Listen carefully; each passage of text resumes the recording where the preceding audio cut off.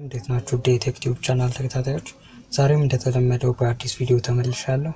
ዛሬ ደግሞ ማሳያችሁ ሞሽን ሴንሰር ስዊች እንዴት መስራት እንደምንችል አጠቃላይ አሰራሩን ነው ማሳያችሁ።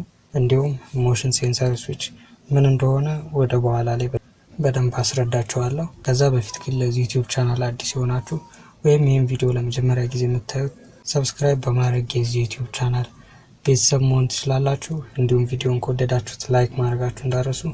ማንኛውም አስተያየት ወይም ጥያቄ ካላችሁ ኮሜንት ላይ ጻፉልኝ፣ ይደርሰኛል።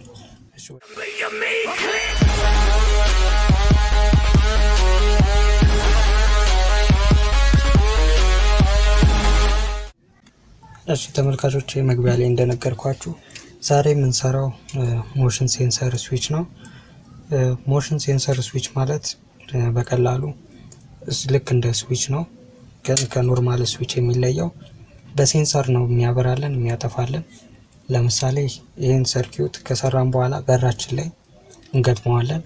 ከዛ በዛ በበር በኩል ስንገባና ስንወጣ ያንን እንቅስቃሴ ሴንስ በማድረግ መብራቱን ሊያጠፋልን ወይም ሊያበራልን ይችላል። በምንገባበት ሰዓት ያበራልናል መብራታችን።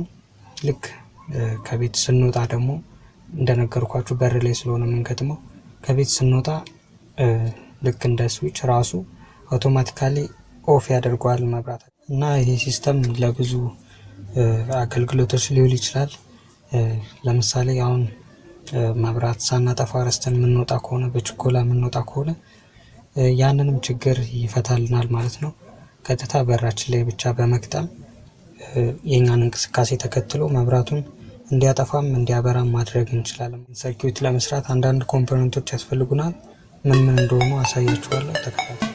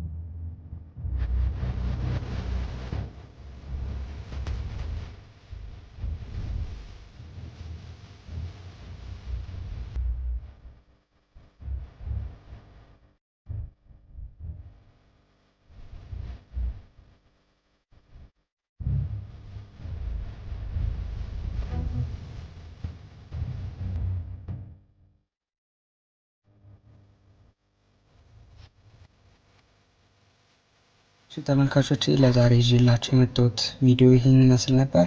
ከወደዳችሁት ላይክ ማድረጋችሁ እንዳረሱ፣ እንዲሁም ለዚህ ዩቲዩብ ቻናል አዲስ ከሆናችሁ ሰብስክራይብ በማድረግ የዚህ አይነት የቴክኖሎጂ ስራዎችን በቀላሉ ማግኘት ትችላላችሁ። በቀጣይ በአዲስ ቪዲዮ እስከምንገናኝ ድረስ ቻው።